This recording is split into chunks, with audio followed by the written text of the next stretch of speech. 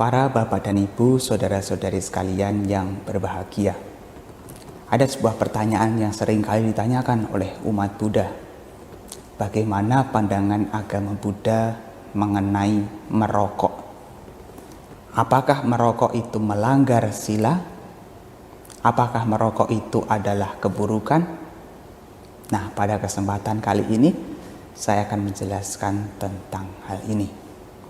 Nah, kalau kita lihat di zaman Sang Buddha ya, memang sepertinya tidak banyak orang yang merokok. Di India pada waktu itu tidak banyak. Dan Sang Buddha juga secara spesifik tidak pernah mengeluarkan larangan bahwa umat Buddha atau para biku tidak boleh merokok. Tidak ada larangan demikian. Secara spesifik Sang Buddha tidak melarang umat Buddha untuk merokok. Makanya dalam hal ini kita butuh kebijaksanaan di dalam menganalisa. Di dalam menganalisis ini apakah ini termasuk keburukan atau tidak. Memang ya sebagian orang yang merokok itu mengatakan merokok itu adalah kebutuhan mereka. Mereka tidak bisa hidup tanpa merokok. Karena mereka meskipun mengetahui bahaya dari merokok, mereka lebih mendapatkan manfaatnya daripada bahayanya. Misalnya dengan merokok, mereka bisa berpikir lebih jernih. Mereka bisa lebih semangat dalam hal bekerja. Tapi bagi orang yang tidak merokok juga akan mengatakan, oh jangan merokok, karena merokok itu banyak bahayanya. Banyak kerugiannya. Kerugian yang paling nyata adalah boros. Iya kan? Boros. Satu hari kalau misalnya merokok habis 1 bungkus, berapa tuh uang keluar? Padahal kalau seandainya itu ditabung dalam 1 bulan bisa terkumpul berapa? Makanya merokok itu kategorinya adalah boros. Tapi kalau ini diambil dari perspektif atau sudut pandang dari masing-masing orang. Mereka yang merokok ya mengatakan mereka dapat manfaatnya daripada kerugiannya. Kalaupun harus keluar uang untuk beli rokok tidak masalah, yang penting bisa tetap bekerja dan bersemangat. Tapi bagi orang yang tidak merokok tentu akan mengatakan itu adalah pemborosan, ada hal yang sia-sia. Kalau ditanya apakah merokok itu melanggar sila, jawabannya tidak melanggar sila, karena sila atau aturan atau moralitas yang dijalankan oleh umat berumah tangga adalah Pancasila Buddhis. Yang pertama adalah menghindari pembunuhan makhluk hidup. Yang kedua adalah menghindari pencurian atau mengambil barang milik orang lain. Yang ketiga adalah menghindari perbuatan asusila. Nah, yang keempat adalah menghindari berbohong atau berucap yang tidak benar. Dan yang kelima adalah menghindari minum minuman memabukkan atau minum minuman keras. Kadang-kadang orang akan mengkaitkan bahwa merokok itu masuknya adalah sila yang kelima. Tapi sebenarnya tidaklah demikian. Tidaklah demikian. Merokok berbeda dengan minum minuman keras. Tapi kalau ditanya apakah merokok itu baik atau buruk, bagaimana umat Buddha seharusnya? Ya kita tinjau lagi dari segi manfaat dan dari segi keburukan.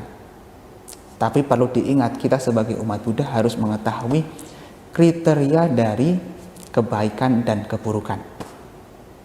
Baik itu artinya adalah sesuatu yang bermanfaat, tidak merugikan baik diri sendiri dan juga orang lain. Sementara keburukan adalah sesuatu yang bila itu dilakukan membawa kerugian pada diri sendiri dan juga orang lain. Nah, kalau seseorang itu merokok untuk dirinya sendiri, di rumahnya sendiri, di ruangannya sendiri, tidak merugikan yang lain, ya bisa dibilang bukan keburukan. Karena dia berpandangan, ya dia tidak merasa dirugikan dari adanya merokok. Tapi kalau seseorang itu merokok di depan umum, kemudian apa yang dilakukan, aktivitasnya itu mengganggu orang lain yang tidak merokok, dan orang lain yang tidak merokok itu menjadi tidak senang dengan bau rokok, dengan asap rokok, maka apa yang dilakukan orang tersebut adalah keburukan. Meskipun kelihatan sepele nih, tapi kita harus lihat nih, harus lihat efek atau dampak dari merokok itu. Ya, kita bolehlah mengatakan merokok tidak melanggar sila. Bagi yang merokok, ya silahkan merokok, asal merokoklah di tempat yang sesuai. Jangan di tempat umum, jangan di tempat publik, karena barangkali orang-orang yang tidak suka merokok akan merasa dirugikan ketika ada orang lain atau ketika Anda merokok di sana. Nah, ketika ada orang lain yang merasa dirugikan dari adanya Anda yang merokok, maka pada saat itu Anda melakukan keburukan. Maka dari itu bagi yang merokok nih, saya kasih nasihat. Saya tidak melarang kalian untuk merokok. Saya juga tidak memaksa kalian untuk berhenti merokok. Tapi saya kasih nasihat begini. Kalau misalnya Anda kuat dengan tanpa rokok, Anda bisa bertahan hidup dengan tanpa merokok, maka berhentilah merokok. Karena uang daripada dibelikan untuk rokok lebih baik ditabung atau dibuat untuk berbuat kebajikan. Ditabung nanti bisa digunakan untuk kebutuhan yang lain. Tapi kalau misalnya Anda butuh sekali merokok dan tidak bisa meninggalkan rokok, ya saya kasih nasihat, lebih baik ketika merokok, merokoklah di tempat yang sepi atau di ruangan tersendiri, sehingga ketika Anda merokok tidak ada orang lain yang merasa dirugikan.